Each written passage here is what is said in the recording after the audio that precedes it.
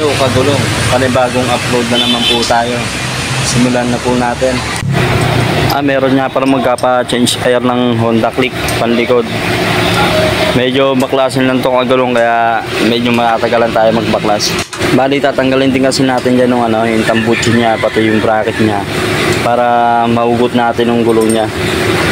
Kaya sa mga gustong sumubok dyan na malaman kung gaano ka-quality yung gawa namin dito, sa mga gustong malaman kung saan ang pwesto namin, dito lang kami sa may Molinito, Bacoor, Cavite Road. Tapat lang kami ng Master Garage, tabi lang kami ng Ilonggo. Saka maluwag ang parkingan namin dito, kaya hindi kayo mangangambang magparking sa pwesto namin. Ito nga pala yung mga ginagamit namin sa pag-vulcanize, sa pagbabaklas ng gulong. Ayan o. Saka marami rin kami dito mga sigundaman ng gulong. Ang una nga pala natin tatanggalin dyan mga kagulong, yung tambucho nya. Isusunod natin dyan yung bracket. Ayan kagulong yung bracket nya. Niluluwagan na natin. Medyo matagalan talaga baklasin kapag yung likod yung binabaklas. Pero pag yung sa harapan, madali lang. Kasi isang tornilyo lang. Pag sa likod kasi maraming tatanggalin eh.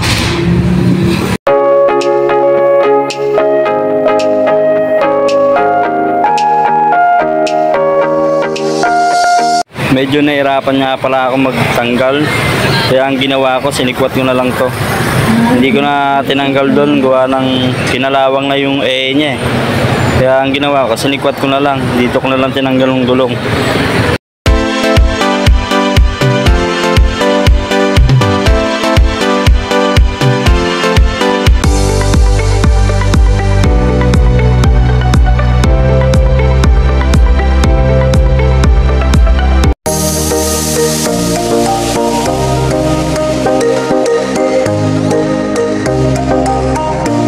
Hello kagulong, sasalpak na po natin yung bago niyang gulong.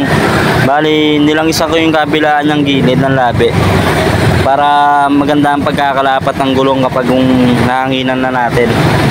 Ayan o, sinasalpak ko na po yan. Lalagyan na rin natin siya ng tire sealant para kung sakali yung mabutasan siya. Halimbawa kapag napako, babaraan ng sealant dyan, hugutin lang natin yung nakatusok para paghugot natin ang pako at saka babara yung sealant. Ayan yung purpose kaya nilalagyan namin ng sealant yung gulong. Yan kagulong, sinasalpak na natin siya. Bali kinakabit na natin yung bracket nya. Ayun, ihigpitan na lang po natin yung tornilyo ng bracket. Saka natin isasalpak yung tambucho. Yan kagulong, sinasalpak na po natin yung tambucho. Mga kagulong, hanggang dito na nga lang pala yung upload ng video ko. Maraming salamat nga pala sa mga nanonood ng video ko.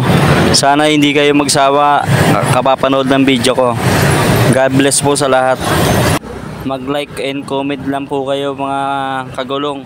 Thank you for watching.